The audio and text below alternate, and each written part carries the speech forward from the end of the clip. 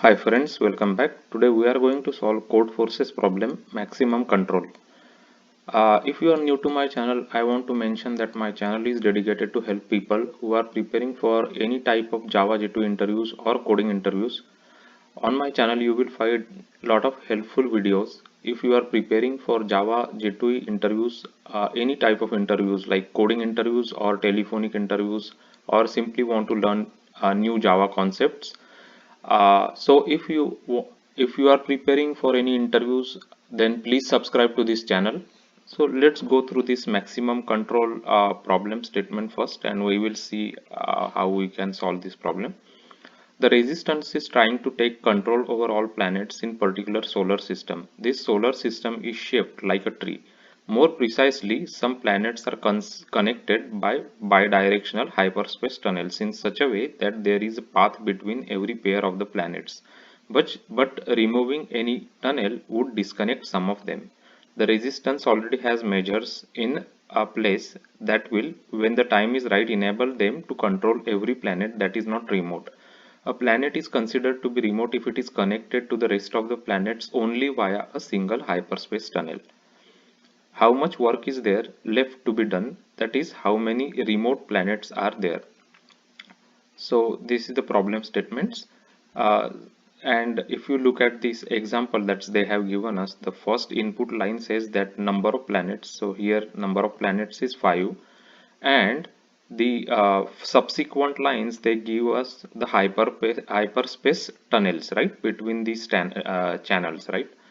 uh, so let's just go through this first example that they have given us on the whiteboard, so we can see how we can first understand the problem and then we'll solve the problem. So let me just use this input here that they have given us and make this little big so you can read it. So there are 5 planets, right, which are connected by these edges, right, or hyperspace tunnels as they say. So let's just first draw the kind of a graph basically, right. So let's say there is one planet 4, right. So let me just, so 4 is connected to 1, right. So 4 is this planet and it is connected to 1. Let's say it is connected to 1 here. Then 4 is connected to 2, so 4 is also connected to 2 here, right. Then the third one is 1 is connected to 3, and then 1 is also connected to 5, right. 1 is also connected to 5. So if you draw a graph, it will look something like this, right. So now we have to find out remote planets in this. So remote planet, how we can determine? We can determine if it is a remote planet if there is only one tunnel which goes to that planet, right. So for example, this is a remote planet, only one tunnel goes right here. This is also a remote planet because only one tunnel is coming to this planet, and this is also a remote planet, right. 4 is not a remote planet because there are 2 tunnels which are coming to it.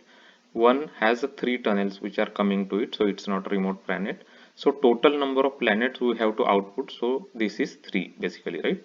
So as you can see, 1 2 3, so that is the answer. Sorry, so that is the answer for this problem here, as you can see.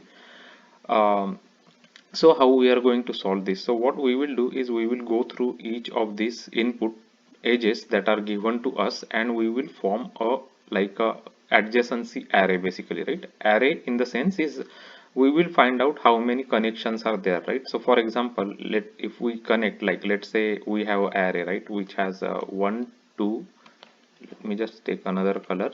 So this is our array from these edges. Let's say it is 1 2 3 4 5, right. 1 2 3 4 and 5. So because there are 5 total elements, right. So if we go each pair, we will keep incrementing the connection of the planets, right. 4 1 means we will increment 1 by 1 and 4 by 1, right. So like this. Then 4 2 means we will increment 4 by 1, so 4 will become 2 here, right. And then 2 will become 1, right. Then 1 3 means 1 will become 2 here and 3 will become 1, right. And 1 5 means 1 will become 3 here and 5 will become 1, right. So this tells us how many connecting tunnels are there for that planet, right? For example, one has total three tunnels which are connecting to it, right? And then we will just go through the array that we created and we will just look for the ones, right? Because ones are the remote planets because they have only one tunnel coming to it, and we will just give it a count of these remote planets, and it is 3. So that is the implementation for this problem. So the input is given to us, as you can see it's the same example that we just discussed here, right? This is the same example, and I just created one tunnels array which is n plus 1. And why n plus 1? Because this is one based input, right? As you can see, this is starting with 1, right? So we have to use the array which is n plus 1, and then we will go through all the edges that are given to us in the input.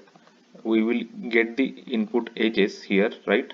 And then we will just put it into our tunnels array, right? Input of 0 and input of 1 we will get, and we will add that actually here, increment it, right? Because there is a tunnel coming to that planet. So we are first populating our tunnels array by going through all these input edges, and after that we just take one variable c here which is initialized to 0, and we will loop through our tunnels array, and we will check here if the tunnel has only uh, one line coming to it, right? Means basically this, what do they call, one uh, tunnel coming to it, right? So if it has only one tunnel, then checking if it is a remote planet, right? If it is one, means it's a remote, we will just increment the c, and we will just output c as the total number of planets which we found are remote planets, right? So let's just go ahead and execute this. So we are getting 3 as the correct answer. Sorry for this question, this is the question we are seeing, 3 is the correct answer. We can check with this also. So let's just modify our input and test it out. So this is 4, and the other edges are 1 2 4 3 1 4, 1 2 4 3 1 4. So 1 2 4 3 and 1 4,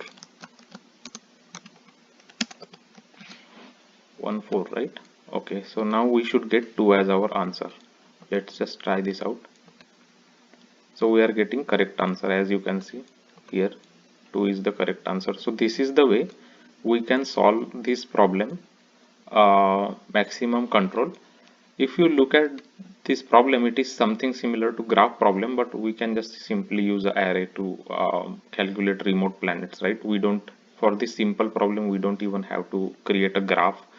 If we are forming like a graph, then we have to find out from each for each node, we have to find out how many paths are going from that tunnel, right? For example, if we consider the one planet, then we have to calculate how many total paths are there, right, in these edges. So total 3 basically, right, if we are creating a graph.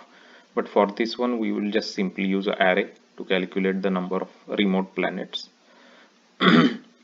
So this is the way we can solve Codeforces problem, maximum control. If you are new to my channel, on my channel there is a Codeforces playlist which has lot of solved Codeforces problem explained with examples and Java code. Apart from that, there is another big playlist called as LeetCode and LeetCode solutions. It has a lot of LeetCode and LeetCode problems which are solved and explained with Java code and examples, and those problems are taken from previously asked interview questions by Google, Amazon, Apple, Facebook, Microsoft, Yahoo, and many big tech companies. So if you are preparing for any Java J2 interviews or coding interviews, then this channel can definitely help you in your job interview preparation. If you find this video helpful, if you like it, and if you like the way it's prepared with whiteboarding examples and Java code, then please give it a like. Also subscribe to the channel. Your subscription to the channel is really important for the channel, because that is the way the videos can reach to more people who need help in understanding and solving different coding problems. The main goal of the channel is to help as many people as possible in their Java J2 interviews and in their coding interview problems, right? So they can also watch these videos and learn how to approach different varieties of coding problems using Java, and what data structures and APIs to be applied, on different problems from Java. So if you like this video, give it a like. If you have any questions regarding the video, please put your questions below the description and share this video with your friends and colleagues. And thanks for watching this video.